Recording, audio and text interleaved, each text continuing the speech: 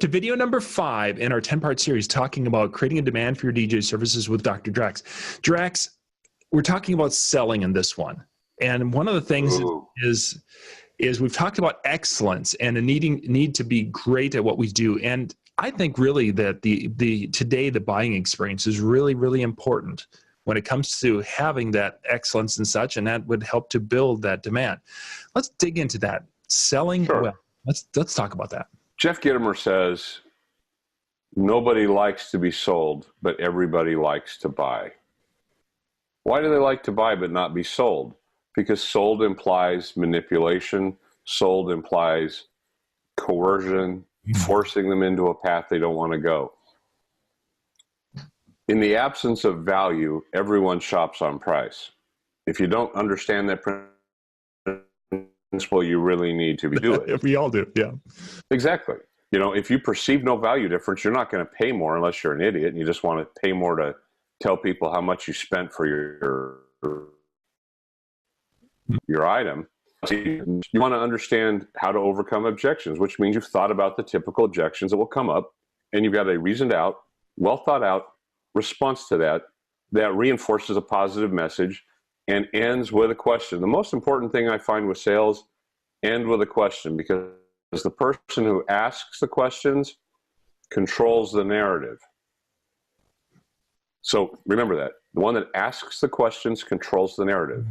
Now, it doesn't mean you don't have them asking questions, but your goal is not to be interviewed. Your goal is they ask a question, you answer it, and follow up with another question that gives you more insight to what their concern is or what their thinking is, because this helps you, in your mind, put together, is this my ideal client? Do they fit the profile? Am I a good fit for them? That makes the selling experience great. When you make it fun and low stress, it becomes a positive experience. When you don't, it becomes all about the price. Because if you find that you think you lose on price, nobody loses on price. They lose on value. You didn't provide a sufficient value definition to justify the price, period. And it doesn't matter where you go. And I think some of that value actually can be in that positive buying experience. And that just makes, as you're talking about that, I reflect back to when we used to go to these sports shows and there's guys selling electronics, fish locators, what have you. And there was a gentleman who was just an incredible salesman. And he was fun to listen to. He was knowledgeable in his product.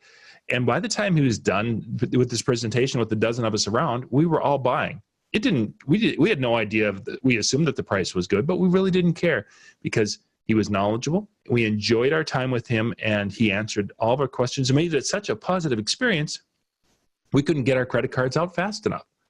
Well, exactly. One of the things about the sales experience, the buying experience needs to be positive.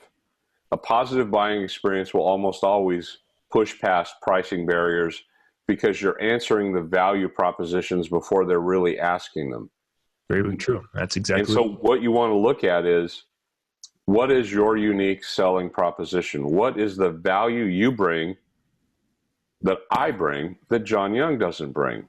Now, that doesn't deprecate John Young. That simply says, I know what I can do better or more uniquely than John say. So creating a positive buying experience. Randy Bartlett often says, people pay for their experience, not yours. Speaking about the event, well, I actually take that as well into the sales experience. Sure. They're wanting to give you money for the experience you create.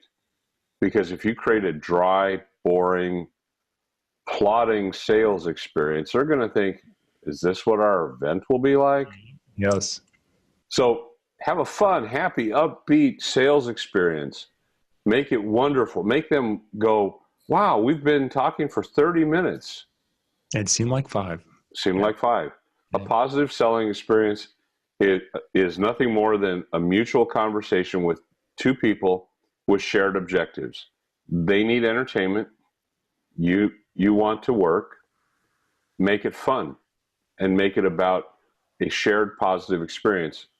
And that's how selling doesn't involve a polyester plaid suit or trite phrases trying to coerce or manipulate people into it.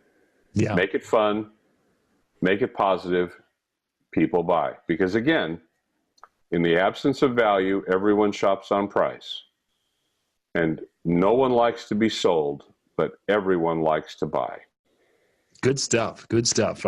This is video number 5, where we're talking about the selling side of it in a 10-part series. The link for the whole full playlist is down in the description below. You can go click on that.